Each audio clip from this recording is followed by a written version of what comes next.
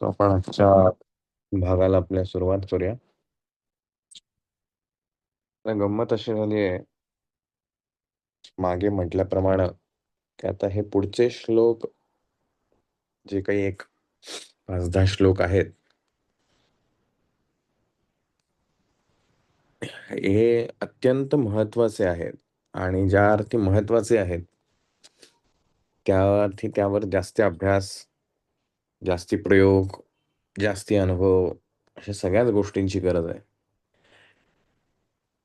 त्यामुळं सांगताना किंवा समजून घेताना बऱ्याचशा गोष्टींचे गोंधळ उडू शकतो किंवा जिज्ञासा वाढू शकते किंवा तात्पुरतं समजलंय असं वाटेल, पण नेमकं काय समजलं हे सांगता येणार नाही, असं पण आहे. पण कारण आता अंतिम निर्णयाप्रत, जसं आपण म्हणतो की एखादी कोर्टाची केस असेल, बरीच वर्ष चाललेली असली तरी शेवटचा जो निकाल असतो, हा निकाल फार महत्वाचा असतो. आणि जरी तो निकाल फार मोठा असला तरी शेवटची जे त्यातली काही वाक्य आहेत, की ज्याच्यामध्ये अंतिम निर्णय काय आहे, तो जितका महत्वाचा असतो. पण तो निर्णय समजण्यासाठी आधीचा पूर्ण त्याचा जे काही अहवाल असेल तो वाचावा लागतो. तसंच गेल्या 3ऱ्या अध्यायापासून सुरू असलेला कर्मयोगाचा भाग, की कर्मयोग का महत्वाचा आहे, कसा केला पाहिजे, आणि साध्य काय होणार आहे, आणि मग ज्ञान आणि कर्म ह्यातला भेद नेमका काय आहे, असे जे काही सगळे प्रश्न 3ऱ्या अध्यायापासून सुरू झालेत, त्याचा निष्कर्ष ह्या पुढच्या श्लोकांमध्ये आहे. आणि त्यामुळं त्यावर अधिक गांभीर्यानं, खूप खोलवर असा विचार करावा लागतोय. आणि त्यामुळं असं वाटतं की काय नेमकं ह्यातनं म्हणायचं, कारण शेवटी अनुभवांच्या स्तरावरती गेल्यानंतर संदर्भ बदलला की ऑफकोर्स त्यातनं येणारा निष्कर्ष हाही बदलत जातो. आणि म्हणून असं वाटतं की जेवढे जास्ती अँगल आपल्याला त्या गोष्टींमधले अनुभवता येतील, तेवढा आपण प्रयत्न करूया. कारण केवळ शाब्दिक समजणं याला काही अर्थ नाही. आणि म्हणून आपण आजच्या भागाकडे जाताना थोडंसं धीरगंभीरतेने आपण जरूर ऐकावं, समजून घ्यावं, आणि प्रश्न पडले तर आवर्जून विचारावेत. आणि कदाचित असं जर होत असेल, की जेव्हा आपला विषय सुरू आहे, त्यामध्ये एखादी शंका उत्पन्न झाली, परंतु आपलं पूर्ण सत्र संपल्यानंतर आता विचारायची संधी असते, तोपर्यंत ते विसरून गेलेलं असतं, की काय नेमकं विचारायचं आहे, किंवा तोपर्यंत संदर्भ बदललेले असतात. तर एक गोष्ट जरूर आपण एक काय म्हणूया पद्धत म्हणून रुजू करूया, की ज्या वेळेला जो प्रश्न आला असेल तो चॅट बॉक्सवरती लिहून ठेवा. जेणेकरून सत्र संपल्यानंतर का होईना, पण त्या प्रश्नाशी आपल्याला चर्चा करता येईल. कारण प्रश्न पडणं याचा अर्थ तुम्ही विचार करत आहात. प्रश्न पडणं म्हणजे तुमच्यामध्ये जिज्ञासा निर्माण होते. आणि प्रश्न पडणं याचा अर्थ तुम्ही ती गोष्ट जाणून घेण्यासाठी किंवा जाणून घेत आहात, हे पण एक त्याचं द्योतक आहे. म्हणून प्रश्न निर्माण होणं, शंका वेगळी, पण प्रश्न किंवा जिज्ञासा जी आहे ती अत्यंत महत्वाची आहे. तर तीही हा एक प्रघात आपण ठेवूया, की त्या त्या वेळेला जेव्हा पडेल प्रश्न त्यावेळेला चॅट बॉक्सवर लिहून ठेवा, जेणेकरून नंतर आपल्याला तो चर्चा करता येऊ शकतो प्रश्न. गेल्या श्लोकांपासून आपण पाहतोय, 15व्या श्लोकामध्ये सुद्धा भगवंतानी तर सांगितलेलं आहे, की बाबा मी कशामध्ये इन्व्हॉल्व नसतो, माझ्यामुळे काही घडतंय असाही भाग नाही, त्यामुळे मी करतोय हाही भाग होत नाही. परंतु आपल्या सर्वांनाच हे माहिती आहे, की त्याच्याशिवाय काहीच होऊ शकत नाही. प्रत्येक गोष्टीमध्ये त्याचं अस्तित्व आहे, म्हणूनच ह्या सगळ्या गोष्टी घडू शकतात. मग आता प्रश्न पडतो, की हे आपल्या आयुष्यात कसं होतं? ठीक आहे, जगाला म्हणायला किंवा मानायला, कारण शेवटी विश्वास ही गोष्ट अशी आहे की काही वेळेला तो मानावा लागतो. कोणीतरी म्हणतंय म्हणून ते मानावं लागतं. पण दुसऱ्या प्रकारचा जो विश्वास आहे, की जो आपण अनुभवलेला असतो आणि म्हणून माझा विश्वास असतो. ज्याला आपण श्रद्धा असं पण नाव म्हणू शकतो, की जे खरं आहे. उगाच काहीतरी कोणीतरी सांगितलंय म्हणून मी मानत नाहीये. तर ते खरं आहे. मी अनुभवलेलं आहे आणि म्हणून मला ते खरं वाटतं.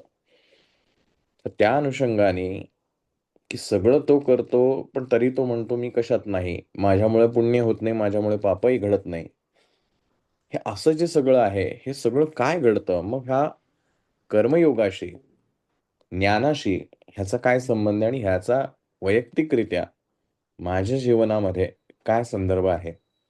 तर त्या अनुषंगाने आपल्याला येणारे पुढील श्लोक अत्यंत महत्त्वाचे आहेत. त्यामुळे सावकाश पद्धतीनं थोडा-थोडा वेळेस आपण त्याच्यावरती चिंतन करूया. कारण भरपूर खाणं म्हणजे छान असतं अशातला भाग नाही. तर जे खातोय ते पचणं पण महत्त्वाचं आहे. भले थोडं खाल्लं, पण ते जास्ती वेळ त्याचं पचन व्यवस्थित झालं, हे अधिक आरोग्याच्या दृष्टीनं हितकारक असतं.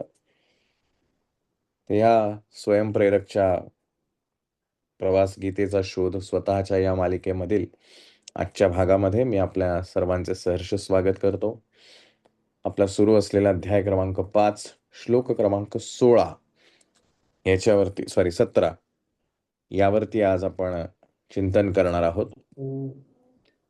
पहिले समजून घेऊया काय आहे आणि मग त्याच्यावरती चिंतन करूया. श्लोकाकडे जाऊया. तद्बुद्धयास्तथात्मानं निष्ठातस्परायणः गच्छन्त्यं पुनरावृत्तिं ज्ञानानि धूर्तकल्मषः. भगवंत असं म्हणतो, संदर्भ लक्षात ठेवा. अर्जुनाने विचारलेला प्रश्न आहे कर्म की ज्ञान, आणि त्या अनुषंगाने ह्या गोष्टी पुढे चालू आहेत. तर भगवंत असं म्हणतोय की ज्याची बुद्धी परमार्थ तत्वातच लीन आहे, जो त्याच्याशी एकरूप झालेला आहे, ज्ञानाने ज्याच्यामधील भेदाभेद नष्ट झालेले आहेत, पाप पुण्य आणि अन्य भेद, असा पुरुष पुनर्जन्म घेत नाही आणि तो मोक्षास प्राप्त होतो. आता पुनर्जन्म ही संकल्पना आपल्या संस्कृतीमध्ये आहे, आपल्या विचारांमध्ये. कारण आपली संस्कृती ही आपल्याला सांगते की आत्मा हा चिरंजीव आहे आणि हा देह जो आहे हा नश्वर आहे. आणि त्यामध्ये असलेला जो महत्वाचा भाग आहे, जसं आपण पहिल्या भागामध्ये भगवद्गीतेच्या पाहिलेला आहे, की स्थूल देह आहे, सूक्ष्म देह आहे, कारण देह आहे, आणि या सगळ्यांच्या मध्ये तो आत्मा अडकलेला आहे, असं आपण म्हणूया, बंधनात आहे त्याच्या. तर स्थूल देह म्हणजे आपलं हे शरीर आहे, जे अन्नापासून तयार झालेलं आहे. तर हे स्थूल शरीर कधी ना कधीतरी संपणार आहे. जसे स्थूल शरीराला इंद्रिय आहेत, कान, नाक, डोळा, जीभ, त्वचा, हात, पाय वगैरे वगैरे, तसंच सूक्ष्म शरीर याला सुद्धा कान, नाक, डोळे वगैरे सगळं आहे. आता हे जे सूक्ष्म शरीर आहे, ज्याला आपण साध्या भाषेमध्ये आपलं मन असं म्हणतो, कारण मनाचं दुसरं नाव अंतःकरण असं म्हटलं जातं. तर करण म्हणजे इंद्रिय आणि अंत म्हणजे आतली. आतील असलेलं इंद्रिय म्हणजे ते मन, आणि या मनाने आपण डोळे बंद असताना सुद्धा पाहू शकतो, कान बंद असताना सुद्धा ऐकू शकतो, सगळं काही करू शकतो या मनाने. म्हणून सूक्ष्म देह जो या मनाद्वारे विविध कल्पना करत असतो, अनेक साऱ्या विचार, भावना ह्या सगळ्या या मनामध्ये तयार होत असतात, जे स्थूल शरीराद्वारे पूर्ण केल्या जातात. माणूस ज्याला मृत्यू होतो, म्हणजे हे स्थूल देह त्याचा जेव्हा बाजूला होतो, तर हा सूक्ष्म देह आणि कारण देह हे मात्र तसेच आहेत. आणि ह्या सूक्ष्म आणि कारण देहामध्ये जे काही साठवलं गेलं असेल, ज्या वासना असतील, ज्या इच्छा असतील आणि जी काही कर्म त्यांनी केलेली आहेत, त्याचा कर्माचा संचय झाला असेल, त्या अनुरूप पुढील त्याचा जन्म त्याला प्राप्त होतो, ज्याच्यामध्ये त्याचा त्या त्या कर्मानुसार, त्याच्या वासनेनुसार त्याला तो देह प्राप्त होतो. आता आपण गुरुचरित्र वाचलेलं आहे. माऊलींनी ज्ञानेश्वरीत सांगितलेलं आहे. गीतेमध्ये उल्लेख केलेला आहे, की आपल्याला कोणता देह प्राप्त व्हावा हे सर्वस्वी आपल्यावरती अवलंबून आहे. आपण आत्ता कोणत्या जातीत जन्माला आलोत, कोणत्या ठिकाणी जन्माला आलोत, हे या जन्मापुरतंच फक्त आहे. पुढील जन्मामध्ये आपला उद्धार सुद्धा होऊ शकतो किंवा आपण अधोगतीला सुद्धा जाऊ शकतो. म्हणून या जन्मामध्ये आपली कर्म, आपल्या वासना ह्याच्यावरती आपण नियंत्रण मिळवलं पाहिजे, असं आपले सगळे ग्रंथ आपल्याला शिकवतात. पण आता गंमत अशी होते आणि आता ह्या 17व्या श्लोकाच्या अनुषंगाने बघूया, की इथं भगवंताने अतिशय चपखल असे शब्द वापरलेत असं आपण म्हणूया, की तद्बुद्धस्तदात्मानं, की ज्याची बुद्धी ही परमार्थ तत्वात लीन आहे. आता असं का बरं म्हणलंय, की ज्याची बुद्धी परमार्थ तत्वात लीन आहे? असं म्हणायला पाहिजे ना, की जो परमार्थ तत्वात लीन आहे किंवा ज्याने ते ज्ञान प्राप्त केलेलं आहे. याचं कारण असं, आपल्या सगळ्यांना ह्याचा अनुभव आहे. अगदी साधं उदाहरण घेऊया, की वर्गातल्या मुलांना शिक्षकांनी काही गोष्ट सांगितल्या आहेत, की बाबा रे असं वागायचंय. समजलं का सगळ्यांना? सगळे म्हणतात, "हो, समजलं." शिक्षक बाहेर गेले. त्यांनी सांगितलेलं आहे, की मुलांनी शांत बसावं. शिक्षक जसेही बाहेर गेले, मुलांची चुळबुळ सुरू झाली, गप्पा मारायला सुरुवात झाली. थोड्या वेळाने शिक्षक परत वर्गात आले, तर त्यांनी बघितलं, अरे किती गोंधळ चालू आहे आणि ते मुलांना ओरडायला लागले. "मी तुम्हाला सांगून गेलो होतो का नाही, वर्गात शांत बसायचंय. मी येईपर्यंत सगळ्यांनी शांत बसायचंय. तुम्ही म्हणला ना आम्हाला समजलंय, मग तरी गोंधळ करत होता, आता तुम्हाला शिक्षा मिळेल." आणि असंच आपल्या बाबतीत सुद्धा होतं. अनेक गोष्टी आपल्याला समजलेल्या असतात, पण कृतीमध्ये उतरवायला गेल्यात, की ते आपल्याकडनं होत नाहीत. अगदी आपण म्हणजे काय जाणून-बुजून करतोय अशातलाही भाग नाही, पण आपल्या नकळतपणे त्या गोष्टी होतात. आपल्याला ते करायचं नाही हे माहिती असतं, पण आपल्याकडून होत नाही. हे असं असायला हवं, असं मला माहिती असतं, पण आपल्याकडनं ते होत नाही. आणि मग कोणतरी जाणकार आपल्याला म्हणतो, "काय तुम्हाला माहिती असून सुद्धा तुम्ही करत नाहीत. म्हणजे तुम्ही मुद्दामून करताय." नाही, तसं काही मुद्दामून करायचा उद्देश नसतो, पण ते होतं. कारण ज्याला मी समजलं असं म्हणतोय, हे कोणत्या स्तरावरती समजलंय ह्याचीच मला जाणीव नाही.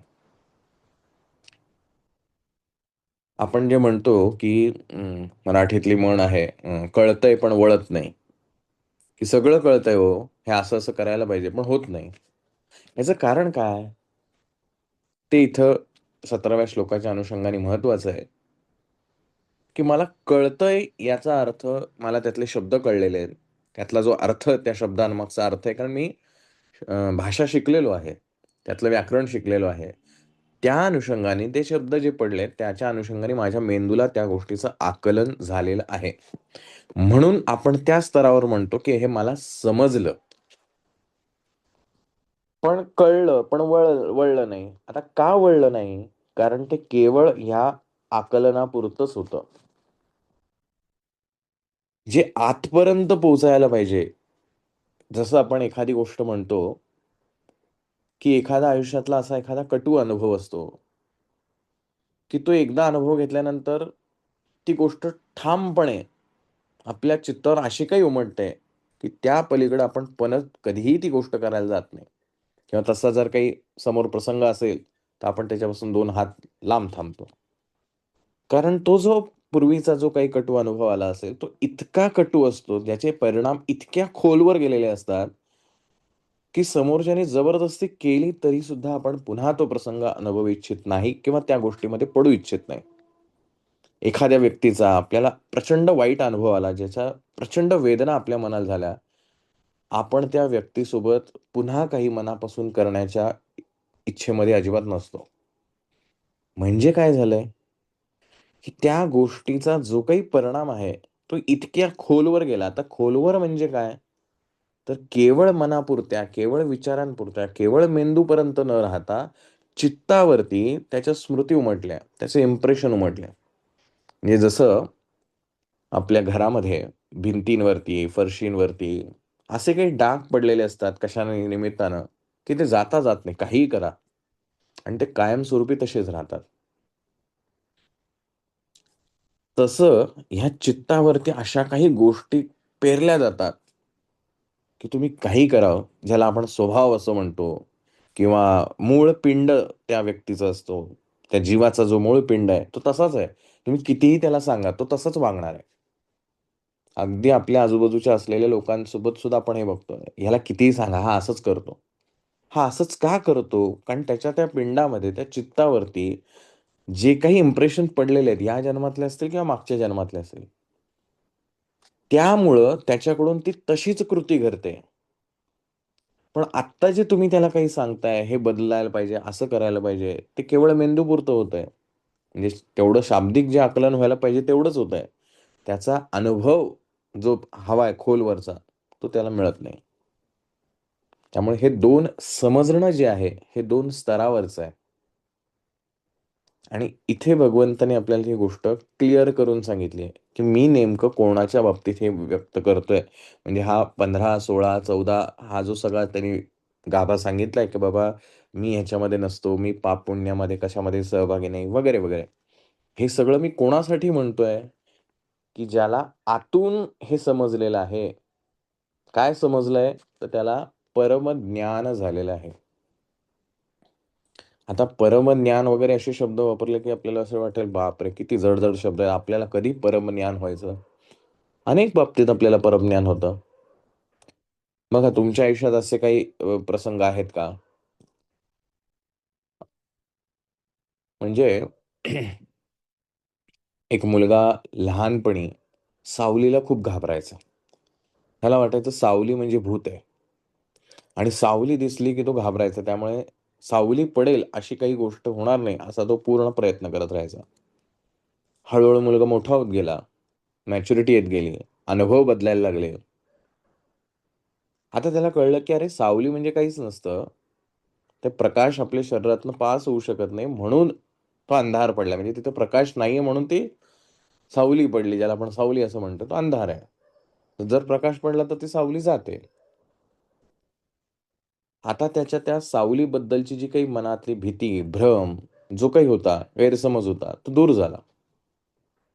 पण काही वर्षांपूर्वीपर्यंत तो सावलीला इतका घाबरायचा, की अगदी एखाद्याला वाटेल, की काय पाहिलंय आणि सावली पाहिली म्हणजे एवढं काय त्याला झालंय?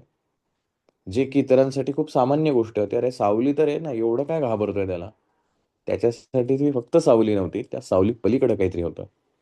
पण जेव्हा त्याला अनुभव आला, ज्ञान प्राप्त झालं, तो म्हणला, "अच्छा, ही सावली म्हणजे असं आहे का? फक्त अंधार पडतोय, बाकी काही नाहीये." आणि त्याची भीती निघून गेली. असं तुमच्या आयुष्यात पण काही प्रसंग असतील निश्चित, की कुठलातरी एखादी गोष्ट, एखादा प्रसंग, एखाद्या विषयीचा समज असा काही पक्का झालेला असतो आणि मग कालांतराने आयुष्यातली वेगवेगळे अनुभव घेतल्यानंतर आपल्याला अरे, मी उगीच चुकीचं समजत होतो ते. तसं नाहीये. आणि मग जसं त्या गोष्टीची जाणीव होते, त्या क्षणापासून त्याच्याबद्दलची जी भीती, गैरसमज जे काही असेल, ते दूर होऊन जातं.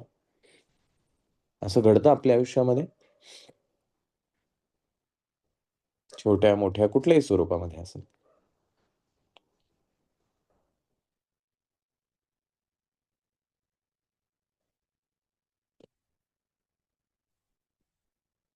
येस. ओके. म्हणजे आपण हे नेहमी अनुभवत असतो आणि नेमकं तेच होतं. जसं आपण एखाद्या सावलीला म्हणजे उदाहरण म्हणून आपण जे आत्ता बघितलं, की जसं तो मुलगाच त्या सावलीला घाबरत होता, तसंच कोणीतरी दुसऱ्याविषयी कशातरी भ्रम समजत होता. आणि हा जो सावलीला घाबरणारा आहे, तो त्याला सांगतो, "अरे, हे काही घाबरायची गोष्ट नसते, हे असं असतं." आणि हा याला सांगतोय, की "अरे, सावलीला कशाला घाबरतो?" आणि हा सावलीला घाबरणंही सोडत नाही आणि तो जो त्या दुसरा जो मुलगा आहे, तो त्याच्याविषयी ज्याचे गैरसमज आहेत, तेही सोडायला तयार नाही. याचं कारण काय? दोघांना एकमेकांचं समजतंय, पण अनुभव नाहीये. अनुभवातून जे ज्ञान प्राप्त झालंय, त्याने माणूस बदलतो. म्हणून भगवंत इथे सांगतोय, की कोणा व्यक्तीला हा भेदाभेद कळत नाही, ज्याला हे ज्ञान केवळ शाब्दिक नाहीये, अनुभवजन्य आहे. त्याने अनुभवलेलं आहे. ही गोष्ट खरी आहे, हे ज्याने अनुभवलंय, त्याच्यासाठी भेद उरतच नाही. मग आता कुठलं ज्ञान त्याला प्राप्त झालंय असं भगवंत इथे सांगू पाहतोय? बघा आपण माणूस म्हणून रोज आपलं जीवन जगत असतो. चांगले वाईट प्रसंग आपल्या आयुष्यात येत राहतात. कधी आनंदित होतो, कधी दुःखी होतो, कधी त्रस्त होतो, कधी वैतागलेलो असतो, कधी अतिशय उल्हासित असतो, उत्साहात असतो. अशा सगळ्या प्रकारच्या भावना आपल्यामध्ये असतात आणि प्रसंगानुरूप ते व्यक्त होत असतात.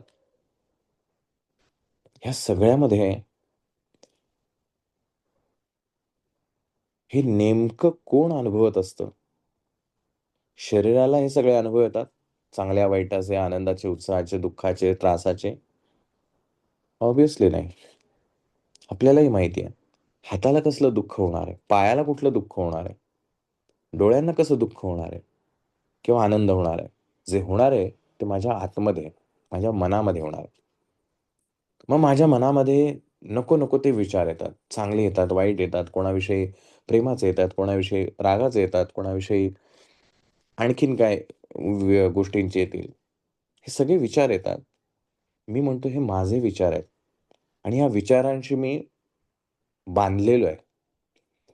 कारण मी आणि माझे विचार हे स्वतंत्र नाही आहेत, ही माझी पक्की धारणा आहे. माझं शरीर आणि मी वेगळा कसा असू शकेन? हे तर माझं शरीर आहे. याच्या माध्यमातूनच मी बोलू शकतो, चालू शकतो, बघू शकतो, सगळं काही करू शकतो. तर हे माझंच शरीर आहे.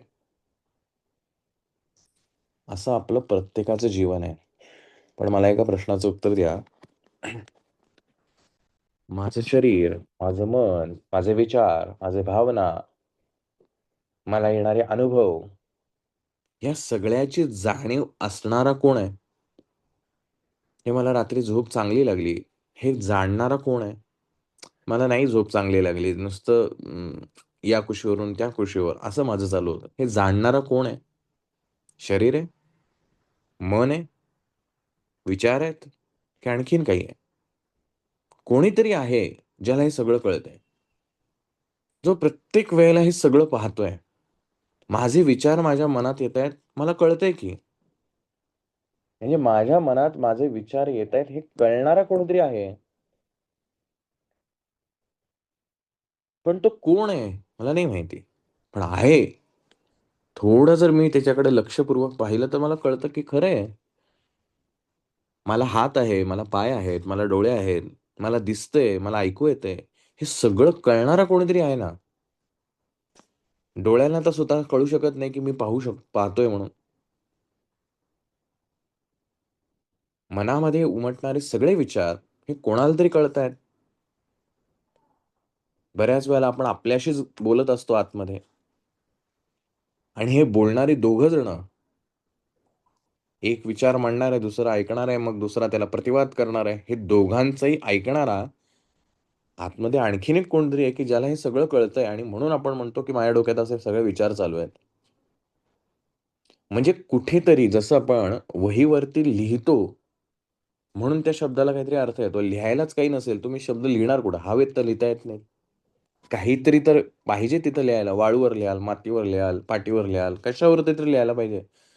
जोपर्यंत ते तिथं लिहिले नाहीत, तोपर्यंत ते नाहीत असं होईल का? अगदी नाही. कारण तुमच्या मनामध्ये आहेत की. तुम्हाला माहिती आहे की म्हणजे असं. ते पाटीवर काढलं की कळतं, अच्छा म्हणजे असं आहे का? पण याचा अर्थ असा नाही ना, ते पाटीवर नाहीत म्हणजे नाहीत. तसंच माझ्या जीवनात हे सगळं जे काही घडतंय, हे सगळं कुठेतरी रेकॉर्ड होत चाललंय. कोणीतरी हे सगळं पाहतोय. पण तो नुसताच पाहतोय, करत काहीच नाही.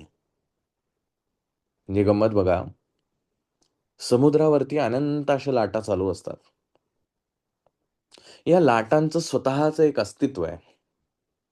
खूप दूरवरून त्या लाटा येत राहतात. काही छोट्या, काही मोठ्या, काही उसळत येत असतात, काही संथ गतीने येत असतात. प्रत्येक लाट आपलं-आपलं एक अस्तित्व घेऊन येत असते आणि येते-येते किनाऱ्यावरती येऊन लुप्त होते. कुठे जाते ही लाट? कुठेच नाही जात. कारण ती लाट म्हणजे काय होतं, तर पाणी होतं आणि पाणी तिथंच आहे समुद्रामध्ये, कुठेच गेलेलं नाही. पण जोपर्यंत ते लाट या स्वरूपामध्ये होतं, तोपर्यंत ते खरं आहे ना, लाटच आहे ना ती. पण मूळ स्वरूप पाहिलं तर काय? पाणी आहे. तर गंमत बघा, परवा एक छानसं पुस्तक त्यातला एक लेख वाचला. फार सुंदर आहे. म्हणजे आपलं भारतीय तत्वज्ञान किती छान आहे बघा. विषय समजतोय का बघा? नाही समजता तर जरूर सांगा. आपण पुन्हा ती गोष्ट समजून घेण्याचा प्रयत्न करूया. दोन गोष्टी आहेत.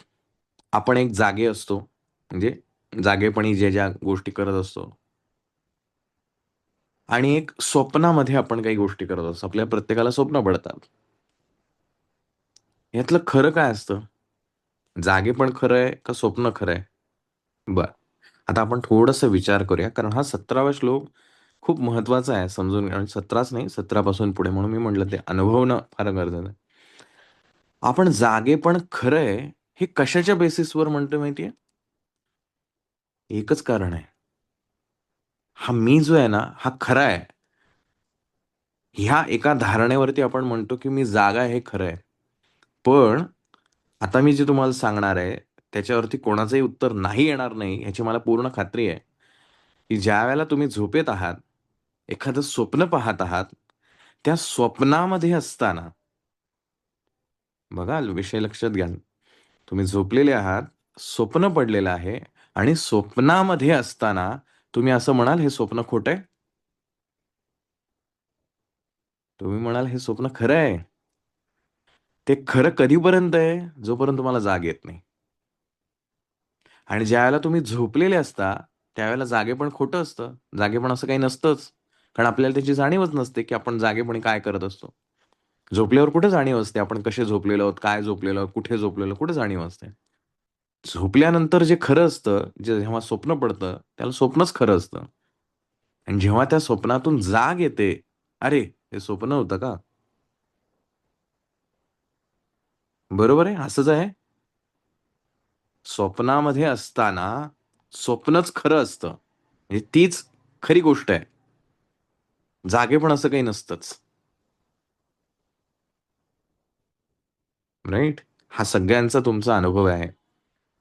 आपण कोणीही याच्यापासून वंचित नाही. सगळ्यांना समान अनुभव आहे. ज्यावेळेला अगदी म्हणजे आपण अशी कित्येक लोकं पाहिलेली पण असतील, की स्वप्नामध्ये लाथ मारतील, हसतील, बोलतील, सगळं करतील आणि त्याला जर आपण "अरे काय असं का करतोय? हे असं करतोय का? नाही, नाही, नाही, मी नाही काही करत आहे." का? तर त्या स्वप्नामध्ये जे घडतंय त्याच्यामध्ये तो इतका इन्व्हॉल्व आहे आणि तिथं ती गोष्ट घडतीये आणि इथं त्याच्या शरीराद्वारे ती गोष्ट केली जातीये. त्याच्याही नकळतपणे.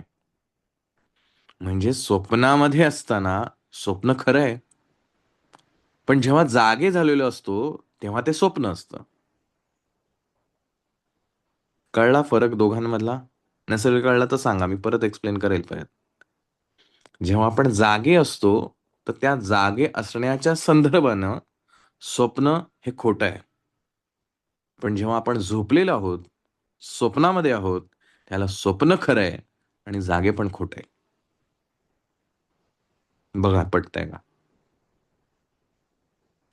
म्हणजे स्वप्न सुद्धा खरंच आहे आणि जागेपण सुद्धा खरंच आहे. फक्त परिस्थिती बदलली, की कुठलं खरं आणि कुठलं खोटं हे ठरतं. स्वप्नामध्ये आपण भीतीदायक एखादी गोष्ट पाहिली, की आपल्याला भीती वाटते. अगदी घाम फुटेपर्यंत भीती सुटते. म्हणजेच स्वप्नामध्ये घडलेल्या गोष्टीचा परिणाम आपल्या शरीरावरती सुद्धा होतो, ह्याची आपल्याला जाणीव आहे. अगदी घाम फुटतो, हृदयाची धडधड वाढते, सगळं काही होतं. अचानक दचकून आपण जागे होतो. का? कारण स्वप्न खरं असतं. जर स्वप्न खोटं असलं, तर का बरं असं झालं असतं? का हृदयाची धडधड वाढेल? का घाम फुटेल? का आनंदीने, उत्साहाने आपण जागे होऊ? काहीच करायची गरज नाही ना, कारण ते खोटं आहे. खोटेपणाच्या कशाला आपल्याला भावना व्हायला पाहिजेत. पण नाही, स्वप्नात ज्यावेळेला असतो, त्यावेळेला स्वप्न खरं असतं आणि जागेपणी ज्यावेळेला असतो, त्यावेळेला जागेपण खरं असतं. म्हणजे जसा संदर्भ बदलेल, तसं खरं-खोटं पण बदलतं.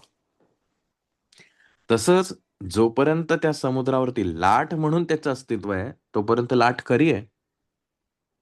ज्या क्षणी ती लाट ओसरते, लाट विरते, त्या क्षणी ते पाणीच असतं. म्हणजे ते पाणी खोटं होतं का? कधीपर्यंत खोटं वाटत असतं? ज्याला ते लाटेच्या स्वरूपात दिसत असतं. कारण ते स्वरूप आपण पाहत असतो लाट म्हणून आणि ज्याला ती विरते, त्याला लाट तिथं नाहीये असं म्हणायला का? तिथंच आहे ना, कारण पाणी अजून तिथंच आहे. संदर्भ बदलला, की खरं-खोटं बदलतं. पण मग या दोघांमधलं सत्य काय आहे?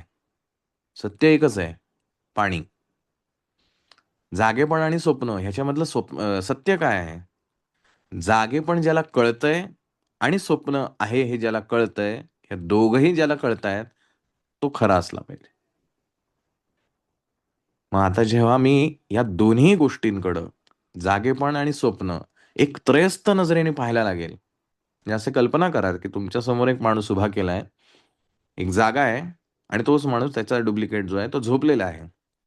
आणि तो झोपेमध्ये काहीतरी स्वप्न पाहतोय आणि त्याच्यानुसार काहीतरी कृती करतोय आणि हा जागेपणी आपण जसे वागतो तसं वागतोय. आपण जागेपणी खरं ठरवलं स्वतःला आपलं हे जे शरीर आहे, ते खरं मानतोय म्हणून जागेपण खरं आहे. स्वप्नामध्ये असताना स्थूल शरीर काम नाही करत आहे. पण सूक्ष्म शरीर म्हणजे मन काम करतंय म्हणून ते त्यावेळेला खरं आहे.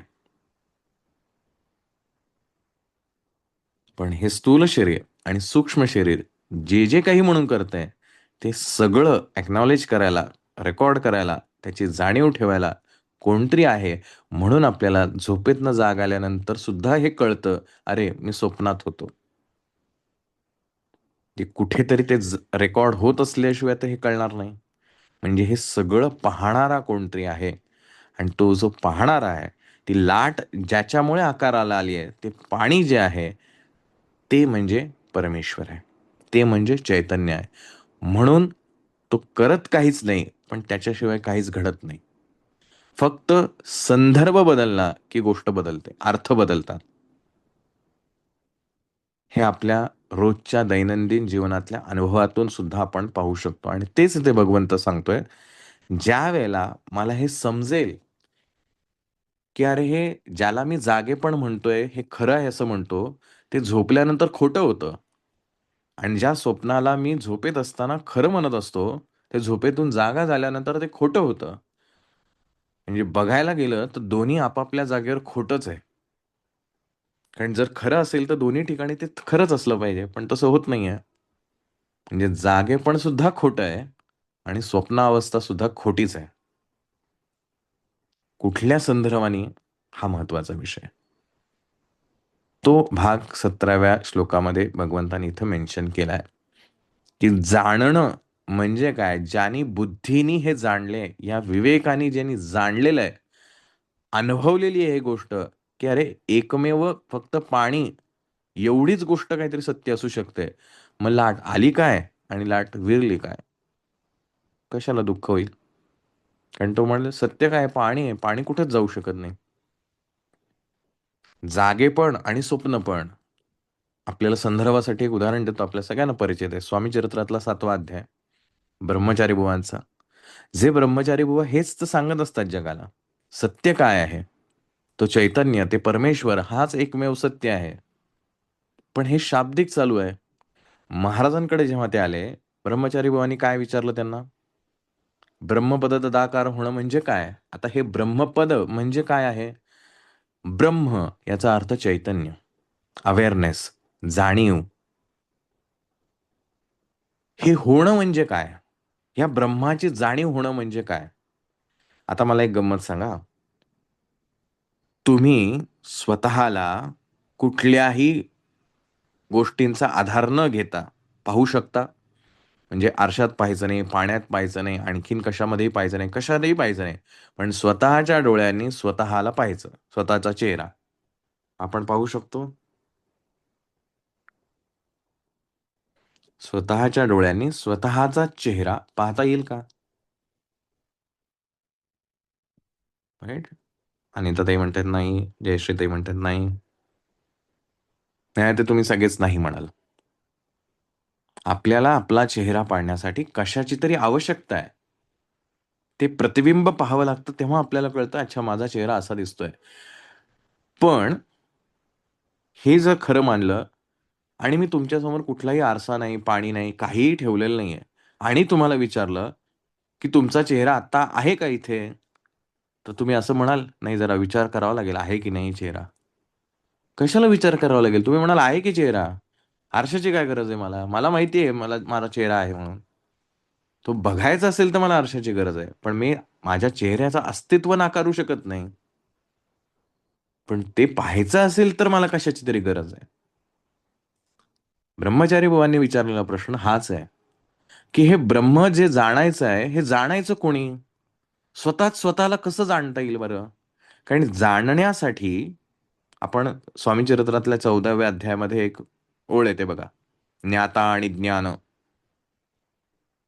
बरोबर आहे? परिचित आहे ना आपल्याला ही ओळ? अशीच आहे ना?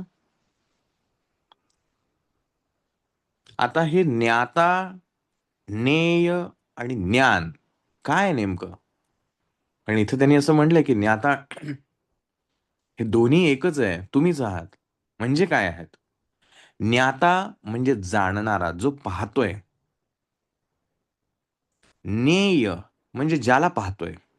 म्हणजे आत्ता समोर एखादं तुमच्या समोर ग्लास असेल, तर ग्लास जो तुम्ही पाहताय ते ज्ञेय आहे, ज्याला तुम्ही पाहताय.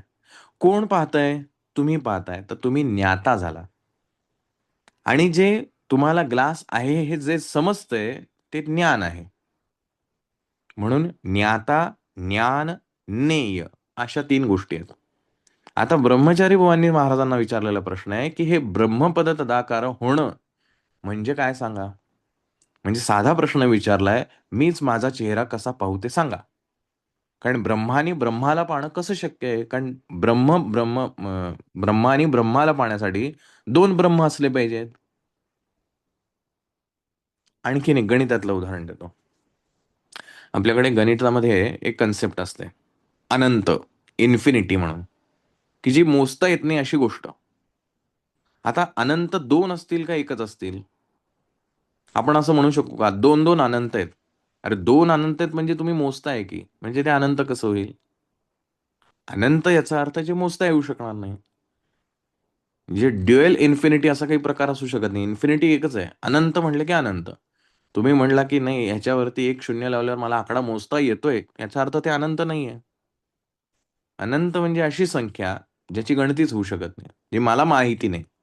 अशी जी काही संख्या असेल ती अनंत आहे. ज्याचा आजपर्यंत जगात कुठे शोध लागलेला नाही. म्हणजे अनंत 2 असू शकत नाहीत. तसंच ब्रह्म हे जे चैतन्य आहे, ते 2 असू शकत नाहीत. परमेश्वर 2 असू शकत नाहीत. आपण ऐक्य मंत्र म्हणतो, त्याच्यामध्ये पण तेच सांगतो आपण, की परमेश्वर एकच आहे. लोकं त्याला वेगवेगळ्या नावाने हाक मारत असतील, काही प्रॉब्लेम नाही. ज्याला जे वाटतं ते त्या प्रकारे त्याला हाक मारतोय. पण परमेश्वर एकमेव अद्वितीय आहे. मग आता जे एकच आहे, त्यांनी पाहायचं कोणाला? कारण दुसरं काहीतरी पाहण्यासाठी ज्ञेय असलं पाहिजे. आणि हे ब्रह्मचारी बुवांनी महाराजांना विचारलं, की ब्रह्म पाहायचं किंवा ब्रह्माचा अनुभव घ्यायचा कसा? आता अनुभव घेण्यासाठी या ब्रह्मा व्यतिरिक्त कोणतरी असलं पाहिजे ना. पण ब्रह्मच अंतिम आहे. मग आता महाराज म्हणले, "ह्याला असं थेरॉटिकल सांगून काही उपयोग नाही." मग गोष्ट काय घडली? आपल्याला गोष्ट सगळ्यांना परिचित आहे. दुसऱ्या दिवशी पुन्हा जेव्हा ते ब्रह्मचारी बुवा सेम प्रश्न घेऊन महाराजांकडे आले. महाराज हसत बसले. का हसलेत? की "अरे, तू गोष्ट ब्रह्माची करतोयस, चैतन्याची गोष्ट करतोय आणि जे स्वप्न, जे खोटं आहे, ह्याची जाणीव तुला आहे. पण झोपेमध्ये असताना झोपेत विंचू चावले म्हणून दचकणारा तू ब्रह्मपदाच्या कशा गोष्टी करू शकशील? थेरॉटिकल समजणं वेगळं आणि त्याचा अनुभव घेणं वेगळं. कळतंय का काय म्हणायचंय आपल्याला यातनं?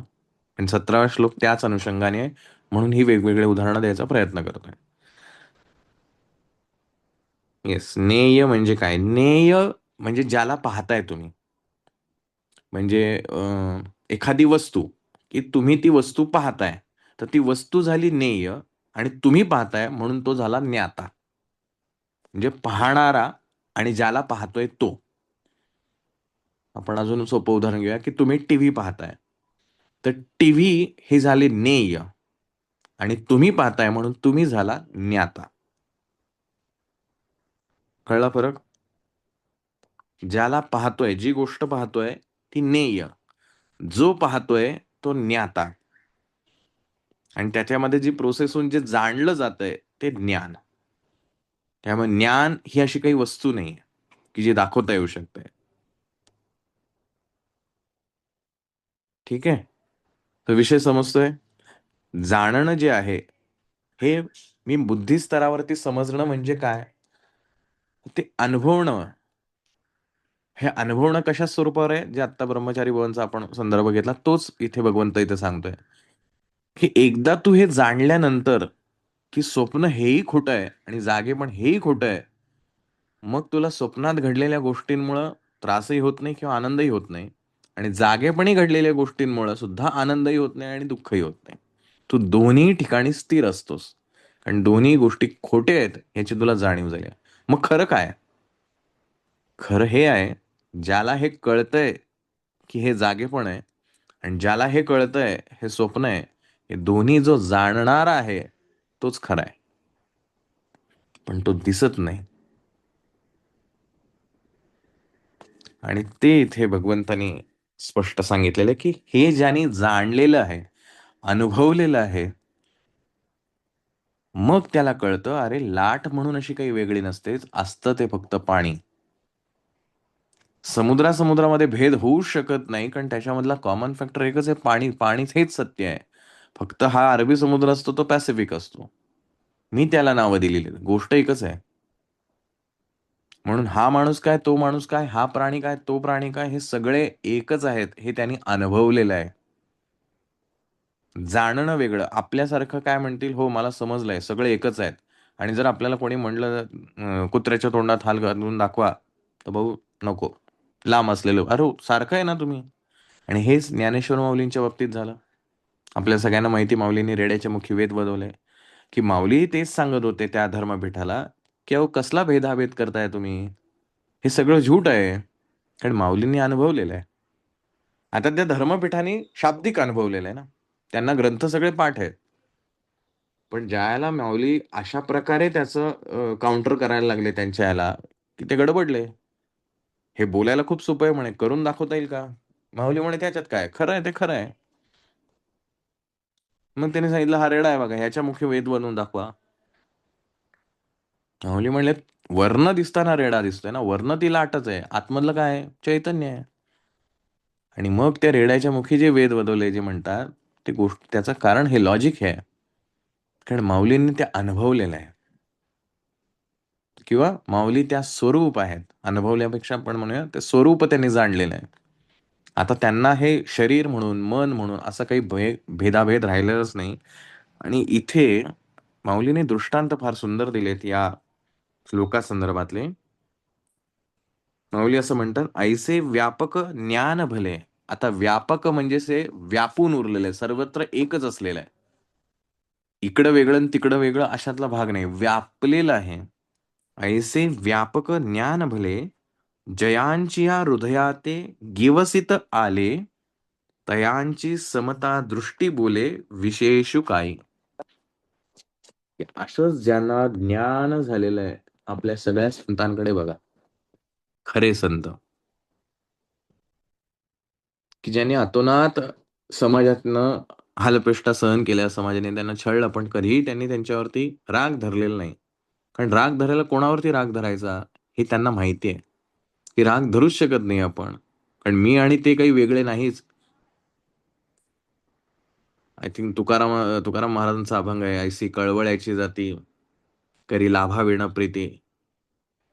की इतकं कळवळून कशामुळे जातात? कारण त्याच्यात आणि माझ्यात काही फरक नाहीच आहे, ह्याची त्यांना ज्ञान असल्यामुळे. आपल्याला तसं होत नाही. आपल्यासाठी तो भिकारी स्वतंत्र असतो आणि आपण स्वतंत्र असतो. ह्या दोन गोष्टी वेगळ्या आहेत. म्हणून संत आणि माणूस ह्याच्यामधला हा जो फरक आहे, आपण शब्दांनी जाणू शकतो. त्यांनी ते प्रत्यक्ष अनुभवलेलं असतं. आता ह्याच्यावरती दृष्टांत देताना माऊलीने फार सुंदर दिलंय बघा. "एक आपणा पाची जैसे, ते देखती विश्व तैसे, हे बोलणे काय असे नवलू येथ." माऊली असे म्हणतायत, की जे स्वतःमध्ये ज्यांनी ब्रह्म पाहिलेलं आहे, म्हणजे अनुभवलेलं आहे, की मी म्हणजे हे शरीर असू शकत नाही. मी म्हणजे हे मन असू शकत नाही. मी म्हणजे हे चित्त असू शकत नाही. मी म्हणजे हा अहंकार असू शकत नाही. मी म्हणजे ते चैतन्य आहे, की जे सगळं जाणतंय. आद्य शंकराचार्यांचा श्लोक आपल्याला कदाचित सगळ्यांना माहिती आहे, निर्वाण अष्टक. चिदानंद रूप शिवोहम शिवोहम. याला शंकराचार्यांनी विचारलं की हे नेमकं काय आहे, कोण आहे हा? याला शंकराचार्यांनी दिलेलं उत्तर आहे की मी शरीर नाही, मी मन नाही, मी बुद्धी नाही, मी अहंकार नाही, मी पृथ्वी नाही, मी आप नाही, मी तेज नाही, मी वायू नाही, चिदानंद रूप शिवोहम शिवोहम. हे अनुभवल्यानंतर ह्या गोष्टी येतात. पुढे माऊली असं म्हणतात, नातरी अंधकाराची वाणी, जैसा सूर्यो न देखे स्वप्नी, अमृत नायके कानी मृत्यू कथा. की सूर्याला स्वप्नात सुद्धा, याची कल्पना करून बघा, सूर्याला स्वप्नात सुद्धा अंधाराचं स्वप्न कधी पडत नसेल. कारण तो म्हणाल अंधार काय, अंधार म्हणजे नेमकं काय असतं मला माहितीच नाहीये. कसं माहिती असेल? बघा बरं माऊलींचा दृष्टांत किती चपखल आणि पटतो का नाही आपल्याला. काय उदाहरण दिलंय माऊलींनी, की सूर्य जो आहे त्याला स्वप्नात सुद्धा अंधाराचा विचार येत नसेल. कारण अंधार म्हणजे काय हे त्याला माहितीच नाहीये.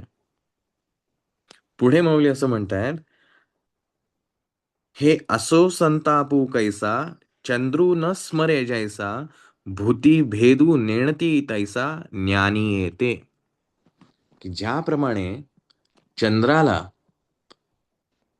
उष्णता ह्याची जाणीव कशी असेल, कारण जो मुळातच थंड आहे, शीतल आहे, त्याला गरम म्हणजे नेमकं काय असतं ह्याला कुठं कल्पना आहे. त्याच्यासाठी सगळं थंडच आहे. आणि त्यांनी गरम असं काही अनुभवलेलंच नाही. ती उष्णता कधी, दाह ते कधी अनुभवलेलंच नाहीये. त्यामुळे त्याच्यासाठी दाह नाहीच आहे मुळी. तसा जो ज्ञानी आहे, ज्यानी हे जाणलेलं आहे, त्याच्यासाठी भेद कसा असू शकेल?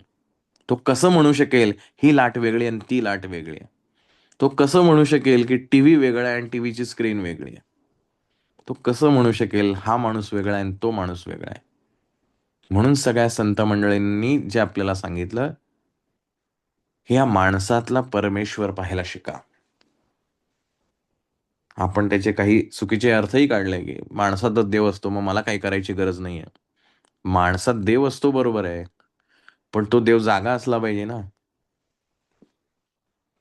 म्हणजे पाणी शुद्धच आहे, पिण्यायोग्यच असतं हे मान्य आहे. पण त्याच्यात जर कोणी चिखल बुडवला असेल तर प्याल का पाणी? नाही पिणार. म्हणून ते पाणी खराब नाहीये, पाण्यामध्ये अशुद्धता झालेली आहे. ही जर अशुद्धता काढली तर पाणी शुद्धच आहे, पाणी कुठं बदललंय? तसंच मी स्वतः म्हणजे आपण सगळेच व्यक्ती म्हणून सगळेजण चैतन्यच आहोत, जे शुद्ध आहे. परंतु त्याच्यामध्ये हे जे विकार, वासना, इच्छा, पूर्वसंस्कार हे जे सगळं मिळालेलं आहे, त्याच्यामुळे मला ते दिसत नाहीये मी कोण आहे. तुम्हाला आठवत असेल तर बघा, दुसऱ्या अध्यायाच्या वेळेला एक उदाहरण ज्ञानेश्वरीत दिलं होतं, की कचऱ्यामध्ये एखादा हिरा पडलेला असेल, तर तो कचऱ्यात पडलाय म्हणून आपण इग्नोर करू का त्याला? नाही, नाही, नाही, कचऱ्यात पडलाय, नको मला हिरा तो. नाही, हिरा आहे. कचऱ्यात जाऊ, तो हिरा घेऊ, धुवून काढून मग जागेवर ठेवू. मग भले शरीराला घाण लागली तरी चालेल, पण त्या हिऱ्यासाठी मी काही करेन. म्हणजे हिरा जरी कचऱ्यात असला तरी तो पवित्रच आहे. म्हणजे किमतीचा आहे. सोन्यामध्ये आपण जेव्हा सोन्याचा दागिना घेतो, त्याच्यामध्ये काही हिणकस किंवा इम्प्युरिटी टाकली जाते. तांब टाकतील, कथील टाकतील, का दागिना बनवायचा आहे. शुद्ध सोन्याचा 24 कॅरेटचा काही दागिना बनत नाही. तर त्याच्यामध्ये मिक्सिंग करावं लागतं. तेव्हा तो दागिना बनतो. आता तो दागिना बनवल्यानंतर आपल्याला 24 कॅरेटच्या ऐवजी 18 कॅरेट पण जे काय त्याचं असेल त्याच्यानुसार आपल्याला तो दागिना मिळतो. मग आता त्याच्यामध्ये सोन्यामध्ये ह्या गोष्टी ज्या मिसळल्या आहेत, आपण जेव्हा दागिना रिटर्न करायला जातो म्हणजे विकायचा आहे आपल्याला तो दागिना किंवा त्याच्या बदल्यात दुसरं काही घ्यायचं आहे. तर सोनार जो आहे, त्या तांब्याचा भाव लावतो का फक्त सोन्याचाच भाव लावतो? त्याचा विचार करतो, की किती सोनं आहे तुमच्या दागिन्यात, तेवढा रेट तुम्हाला मिळेल किंवा त्याच्या अगेन्स्ट जो काही रेट चालू असेल त्याच्यानुसार मिळेल. तर भाव सोन्याचा मिळतो का पूर्ण दागिन्याचा मिळतो?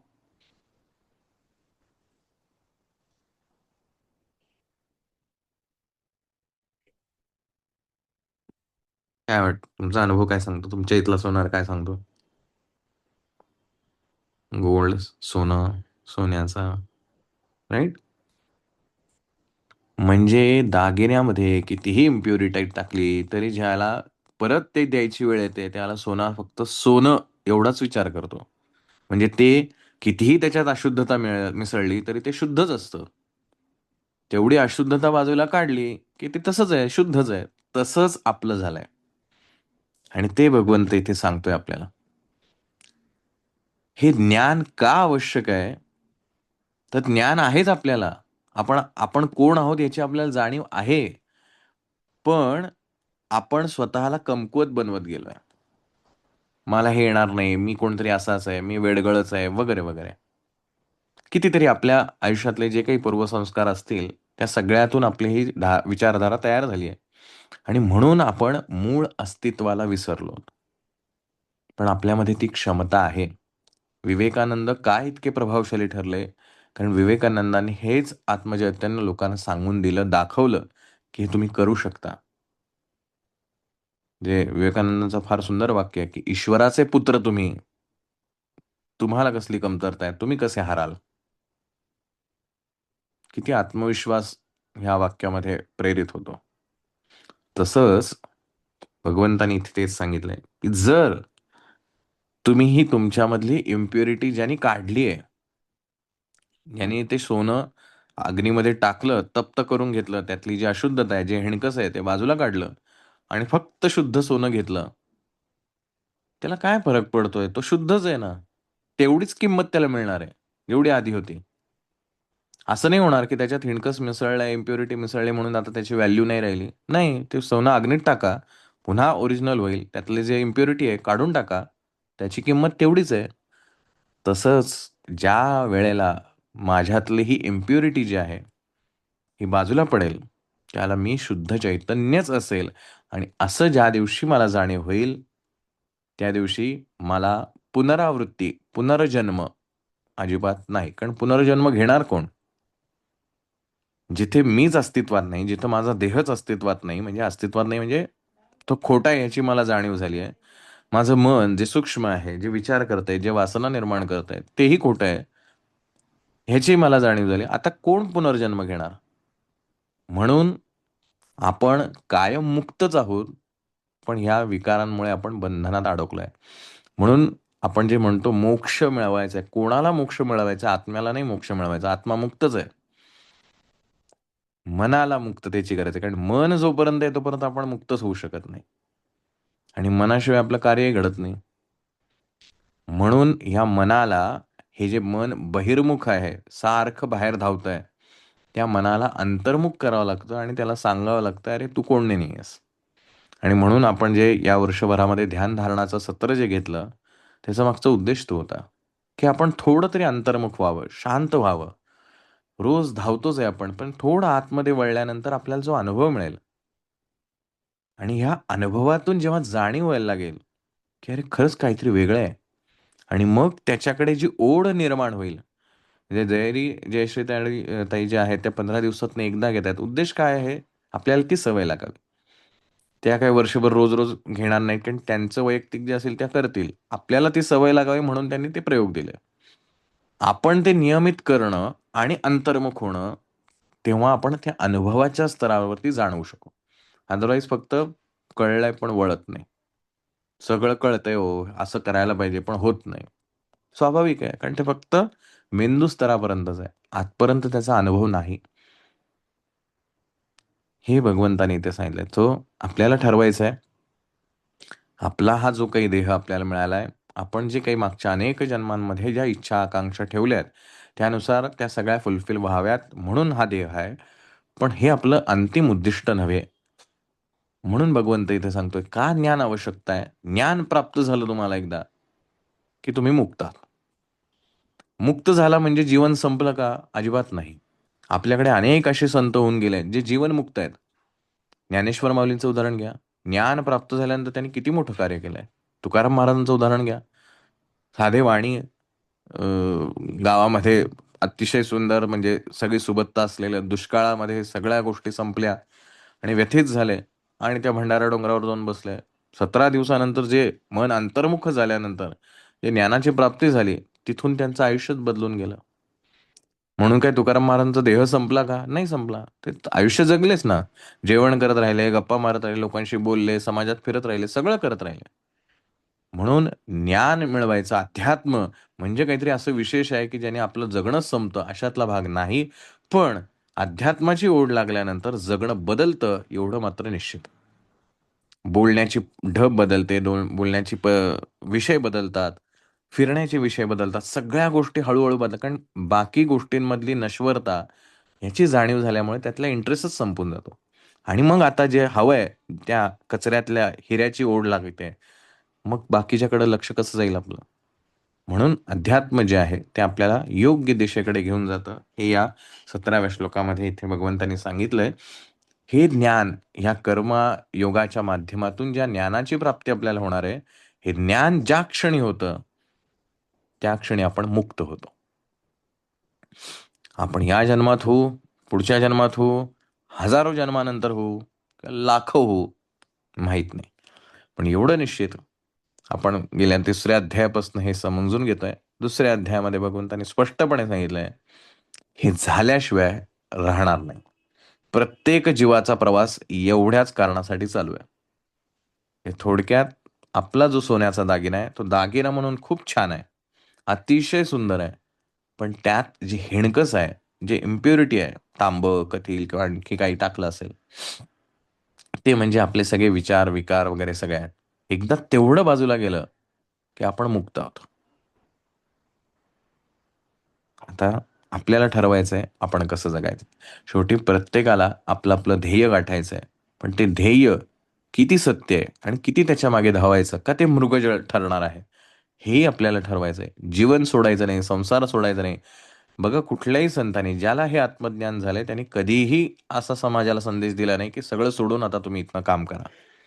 हिमालयात जाऊन बसा, एकटे जगा, असं कुठल्याही संतांनी सांगितलं. कारण तेवढे तिथे जाऊन करणार काय? कारण सगळं जे काही आहे ते आतमनात आहे. आणि एकदा मन बदललं की सगळं बदललं, जगच बदललं. सूर्यग्रहण पाहताना तो चष्मा लावतो. तो चष्मा पाहिला की सूर्य वेगळा दिसतो. म्हणजे काय सूर्य तसा आहे का? नाहीये. पण माझा चष्मा बदलला की सगळं माझ्यासाठी जग बदललं. म्हणून प्रपंच सोडायचं नाही. तर प्रपंचात राहून ही गोष्ट कारण प्रपंच म्हणजे हे आपल्यासाठी प्लॅटफॉर्म आहे, की जिथे आपल्याला जे कळलंय ते खरंच कळलंय का हे पाहता येतं. नाहीतर हिमालयात बसून आपल्याला कळलंय एखादी गोष्ट, अरे वाह! मला आता कळली. टेस्ट कशी करू? खरंच कळली आहे का नाही? त्यासाठी संसारात तर यावंच लागेल. म्हणून तर ही परमेश्वराची माया आहे. आणि ही माया हे त्याचंच स्वरूप आहे. हे एकदा जाणलं, की ना मायेचा फरक पडतो, ना परमेश्वर म्हणून तो वेगळा वाटतो. दोन्ही एकच आहे. एकदा मला कळलं, की स्वप्न हे खोटं आहे. आता हे मला कळलं आज. म्हणून काय मी स्वप्नामध्ये दचकणार नाही का? म्हणून मी स्वप्नामध्ये हसणार नाही का?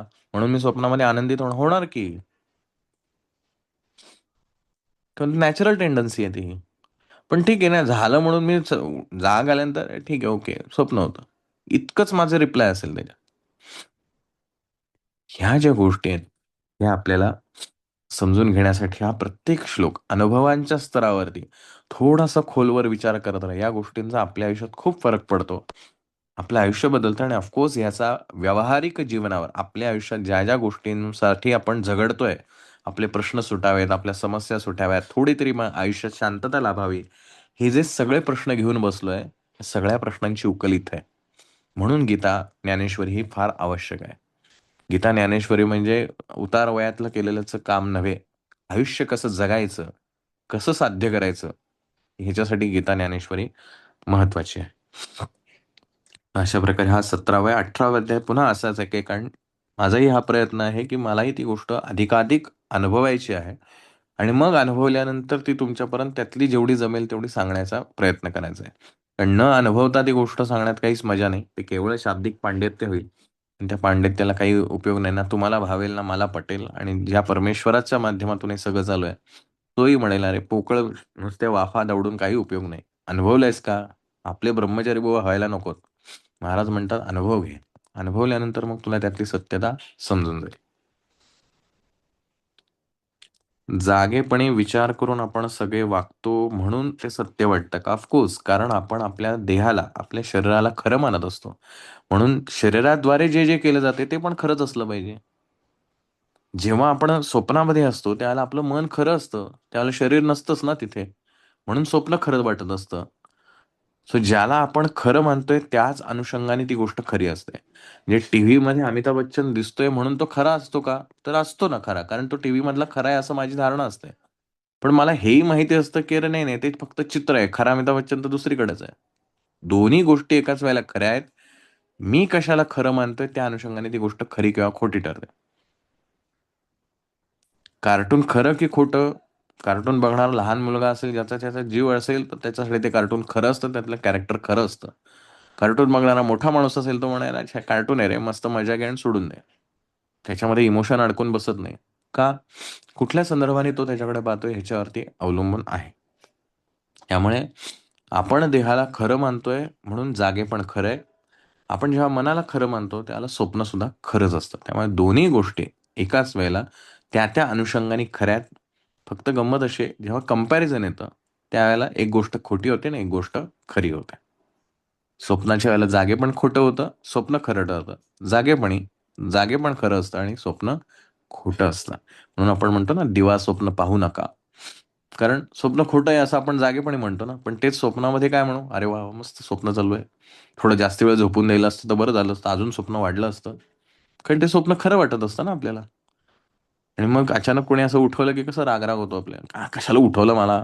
चांगलंच मस्त स्वप्न पडलं होतं." कारण त्या क्षणासाठी ते खरं असतं. पण जाग आली की अरे स्वप्न होतं हे, जाऊन दे. मस्त 4 पैसे मिळत होते, मला मस्त सुखाच्या राशीवर झोपलो होतो. गेलं सगळं. ज्यावेळेला स्वप्नात हे सगळं पाहत असतो, मस्त मजा मारत असतो आपण.